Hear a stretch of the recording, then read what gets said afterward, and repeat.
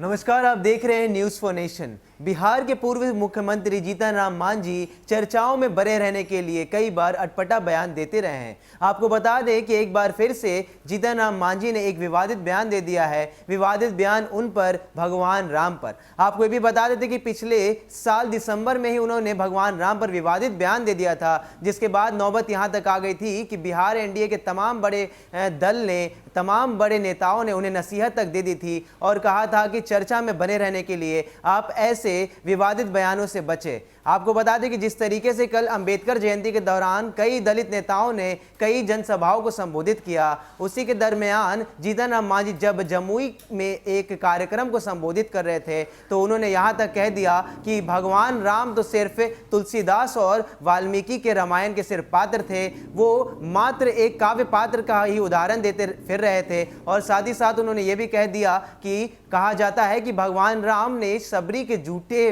बैर तक खाए थे, क्या आज के समय में कोई शबरी के झूठे बैर खाएगा? देखिए, एक बार फिर से बिहार के पूर्व मुख्यमंत्री जीतन राम मांझी ने इस बड़े बयान को देकर चर्चा में बने रहने का काम किया है।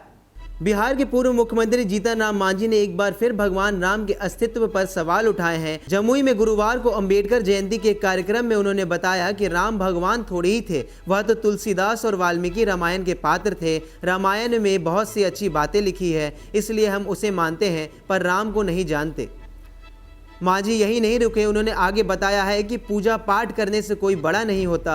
अनुसूचित जाति के लोगों को पूजा पाठ करना बंद कर देना चाहिए। जो ब्राह्मण मांस और शराब पीते हैं, झूठ बोलते हैं, उनसे दूर रहना चाहिए, उनसे पूजा पाठ नहीं कराना चाहिए। शबरी के झूठे बेर को राम ने खाया था, आज हम लोगों के यहाँ कोई खाना खाकर दिखाए। सवर्ण और उच्च जाति के लोग भारत के मूल निवासी नहीं हैं, वह बाहरी हैं। हम सुप्रीमो का भगवान राम हिंदू धर्म और ब्राह्मणों पर दिए बयानों का मामला नया नहीं है, वो पहले भी कई बार ये बातें कर चुके हैं। बीते साल दिसंबर महीने में उनके ऐसे ही एक बयान के बाद बड़ा हंगामा हुआ था। बाद में उन्होंने पटना में ब्राह्मण भोज का कार्यक्रम रखा था। शर्त थी कि वही ब्राह्मण खाएंगे जिन्होंने कभी कोई पाप ना किया हो। मांझी के इन बयानों को एनडीए गठबंधन में सहजता से नहीं लिया गया था। भाजपा समेत घटक दलों ने इशारों में ही उन्हें नसीहत दी थी।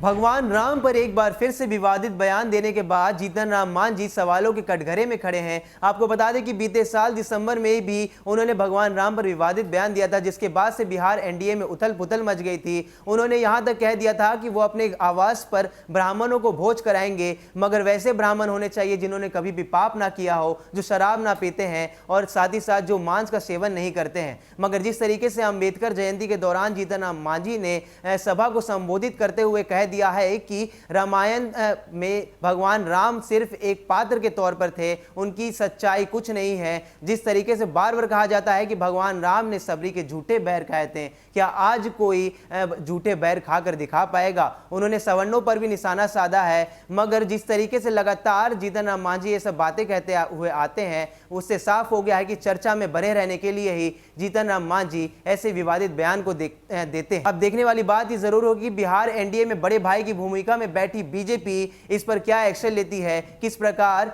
अब जीतन राम मांझी पर वह खुलकर बोलते हुए नजर आएगी। लगातार खबरों में बने रहने के लिए आप देखते रहिए न्यूज़ फॉर नेशन। नमस्कार।